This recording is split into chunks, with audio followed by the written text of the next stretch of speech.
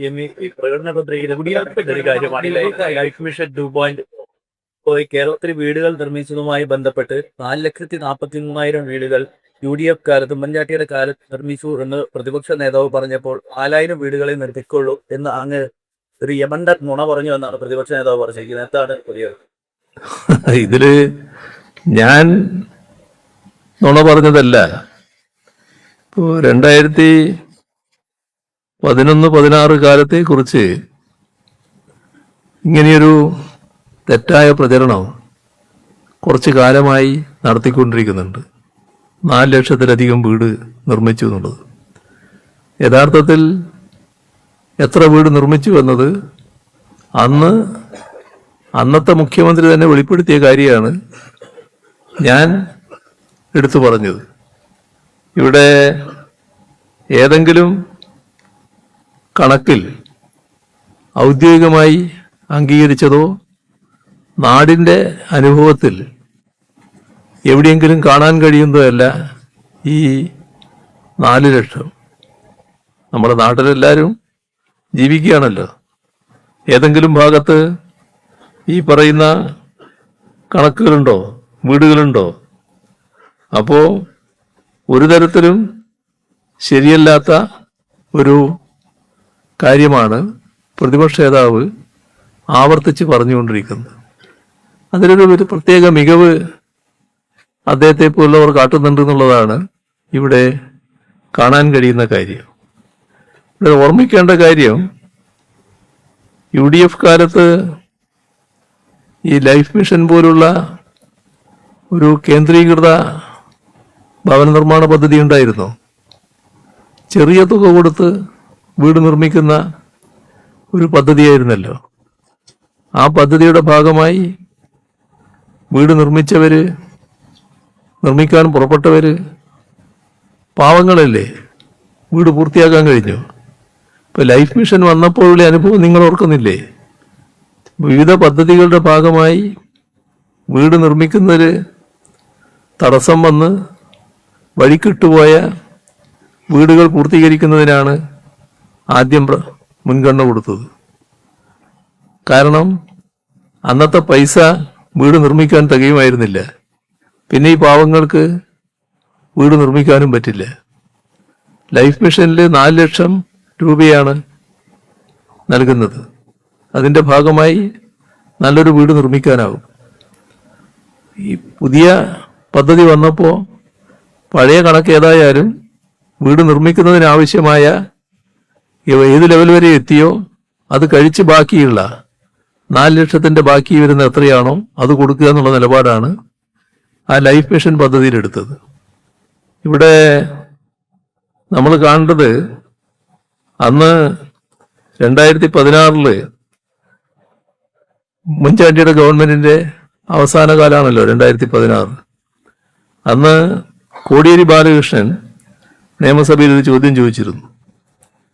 അന്ന് പറഞ്ഞത് ഈ പറഞ്ഞ കണക്കല്ല, ഓരോ കൂട്ടരും ഓരോ മേഖലയും കൊടുത്തിട്ടുള്ള കണക്കുകളുടെ വീടുകളുടെ ഒരു കണക്ക് അവതരിപ്പിക്കുകയാണ് ചെയ്തത്. അതെല്ലാം കൂട്ടിയാൽ ആകെ ഞാൻ പറഞ്ഞ 4,000 എത്തൂ, അതിനപ്പുറത്തില്ല. ഇത് ഉമ്മൻചാണ്ടി തന്നെ അസംബ്ലിയിൽ വ്യക്തമാക്കിയ കണക്കാണ്. അപ്പോ ഞാൻ നുണ പറയുന്നതല്ല, നുണ നാട്ടിൽ ആരാണ് പറഞ്ഞുകൊണ്ടിരിക്കുന്നത് എല്ലാവരും കാണുന്നുണ്ട്. നുണയെ മാത്രം ആശ്രയിക്കുന്നതിന്റെ ഭാഗമായി വീണ്ടും വീണ്ടും ഇത് പറയുന്നു എന്ന് മാത്രമേ ഉള്ളൂ. വയനാട്ടിലെ കോൺഗ്രസ് എത്ര പൈസ പിരിച്ചു വെളിപ്പെടുത്തിയിട്ടുണ്ട്. CPIM പിരിച്ച ഫണ്ടിന്റെ കണക്കും ഇപ്പോഴാരും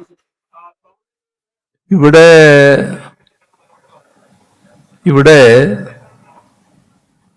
നമ്മൾ കാണേണ്ടത്, നമ്മുടെ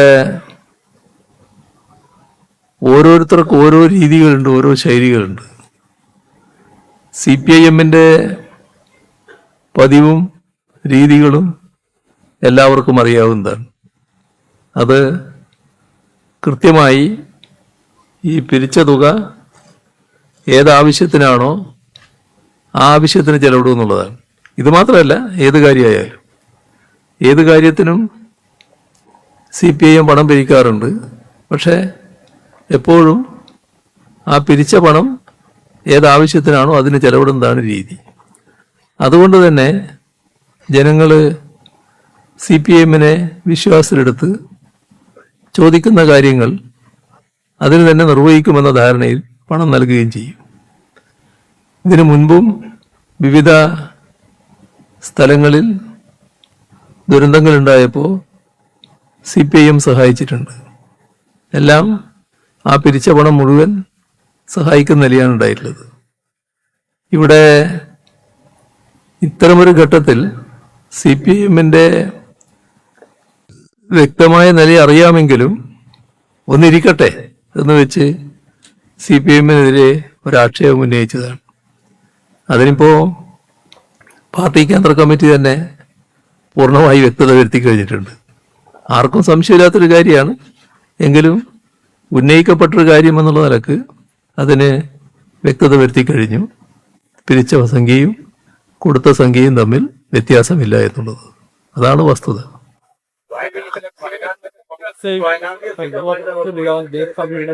വലിയ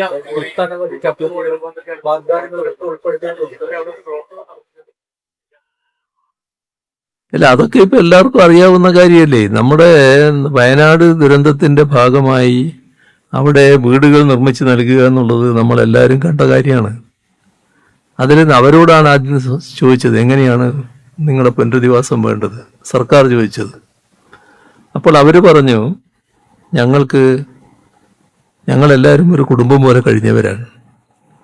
നിങ്ങൾ പുനരധിവാസത്തിന്റെ ഭാഗമായി സഹായം തന്നാൽ ഞങ്ങൾ ഓരോ കൊമ്പത്തായി പോവും. ഞങ്ങളെല്ലാവരും കൂടി ഒരിടത്ത് താമസിക്കാനുള്ള സൗകര്യം ഉണ്ടാക്കണം. അങ്ങനെയാണ് ടൗൺഷിപ്പിന്റെ ആലോചന തുടങ്ങുന്നത്. അവർ നല്ല രീതിയിൽ സ്വാഗതം ചെയ്തു. ടൗൺഷിപ്പിന്റെ അത്തരമൊരു ആശയം വന്നപ്പോൾ അന്ന് തൊട്ട് അതുമായി ബന്ധപ്പെട്ടുള്ള ചർച്ചകൾ പ്രതിപക്ഷവുമായി നടത്തുന്നുണ്ട്. പ്രതിപക്ഷ നേതാവും ഉപനേതാവുമായി നടത്തുന്നുണ്ട്. അവർ കൂടി സമ്മതിച്ച കാര്യങ്ങളാണ് പൊതുവെ നടപ്പാക്കപ്പെടുന്നത്. അന്ന് കണ്ടത് സ്ഥലമെടുക്കുക, വീട് നിർമ്മിക്കുക, വീട് ഏകീകൃത രൂപത്തിലാവുക, ആ വീടിന് ഇപ്പോൾ വീടിൻ്റെ ഓഫർ നൽകിയവർ കുറേ ആൾക്കാരുണ്ട്. അവരോട് പണം വാങ്ങുക, അവരിൽ നിന്ന് ഒരു വീടിൻ്റെ പണം കണക്കാക്കി ആ പണം വാങ്ങുക, വീട് ഏകീകൃത രൂപത്തിൽ നിർമ്മിക്കുക. ഇതൊക്കെ ധാരണയായ കാര്യമാണ്. പക്ഷേ അന്ന് തന്നെ ഓരോരുത്തരുടെയും രീതിയും ശീലവും ഒക്കെ എല്ലാവർക്കും അറിയാലോ. അതുകൊണ്ട് ചില സംശയങ്ങളുണ്ടായിരുന്നു. ഈ ഇത്ര വീട് തരാമെന്നൊക്കെ പറയുമ്പം ചിലർ ആ വീട് തരുമോ, അതിന് പൈസ തരുമോ എന്നുള്ളത്. അതുകൊണ്ട് ഒരു കാര്യം വ്യക്തമാക്കിയിരുന്നു, ഈ ആര് പൈസ തന്നാലും തന്നില്ലെങ്കിലും ഈ കുടുംബങ്ങൾക്ക് വീട് നിർമ്മിച്ച് നൽകുക എന്നുള്ളത് സർക്കാരിൻ്റെ ബാധ്യതയാണ്. അത് സർക്കാർ നിറവേറ്റുക തന്നെ ചെയ്യും. അതാണ് സർക്കാർ ഇപ്പോൾ ചെയ്തത്. ഈ വാഗ്ദത്തത്തിൽ നിന്ന് പലരും പിൻവാങ്ങി. അപ്പോൾ ചിലരെങ്കിലും കരുതിയിട്ടുണ്ടാവും അവരുടെ കയ്യിൽ കാശുണ്ട് എന്നുള്ളത്. എന്നാൽ കാശില്ല എന്നിപ്പോൾ വ്യക്തമായല്ലോ. എവിടെയും കാശില്ല എന്നല്ലേ വന്നത്. കണക്ക് എവിടെയെന്ന് ചോദിക്കുമ്പോൾ ആ കണക്ക് പറയാനില്ലല്ലോ. ഇപ്പോഴും വ്യക്തത വരുത്തുന്നില്ലല്ലോ. എവിടെയും ആ പണമില്ലല്ലോ. അപ്പോൾ അതൊരു ഇതുപോലൊരു കാര്യത്തിൽ അതീവ ഗൗരവമായി കാണേണ്ട കാര്യമാണ്.